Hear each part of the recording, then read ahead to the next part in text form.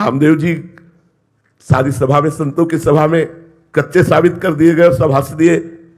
नामदेव जी को अच्छा नहीं लगा, वो सीधे गए विट्ठल भगवान से बात की। बोले मैं कच्चा हूं? तो भगवान ने कहा हाँ तुम कच्चे हो। बोले क्यों? सब पक्काई तो आपसे मिलने की होती है, जब मैं आपसे मिल गया तो किस बात का कच्चा? बोले तुमने गुरु नहीं किया। बोले गुरु करने का फल होता है भगवत प्राप्ति, और वो आप हमें प्राप्त है तो गुरु की जरूरत क्या? बोले यही कच्चाई है।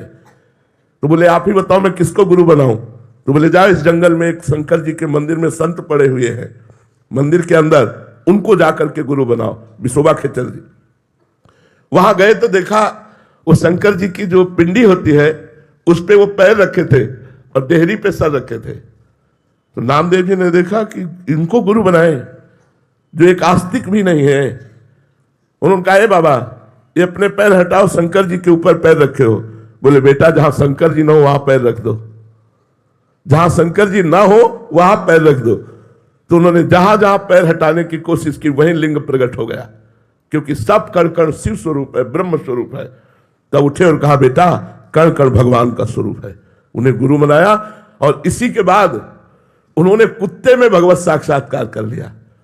जब भगवान के पास गए तो भगवान ने कहा देखा गुरु का चमत्कार, मैं ही उस बालिका के रूप में थाप मार रही थी, तब तुम मुझे नहीं पहचान पाए, और गुरु कृपा हुई तो कुत्ते में तुमने मुझे पहचान लिया।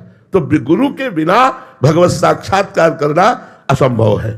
कोई भी हो कहीं भी हो, गुरु बिनु भव निधि तरिय न कोई, चाहे शिव विरंच सम होई। गुरु कृपा अत्यंत अनिवार्य है और हमारा जीवन तो गुरु कृपा के ही आश्रित, इसलिए हम तो जानते ही नहीं कि गुरु कृपा के बिना कुछ हो सकता है। न जानते हैं न मानते हैं, बिना गुरु कृपा के परमार्थ में कुछ हो सकता है ये तो ना मुझे पता है और ना मेरा विश्वास है। चाहे जितना अहंकार से साधना कर लो, एक थप्पड़ लगाएगी माया तो काम क्रोध के चरणों में मारे घूमे हुए। गुरु कृपा के बिना इस माया से निकल पाना मुझे जैसा अनुभव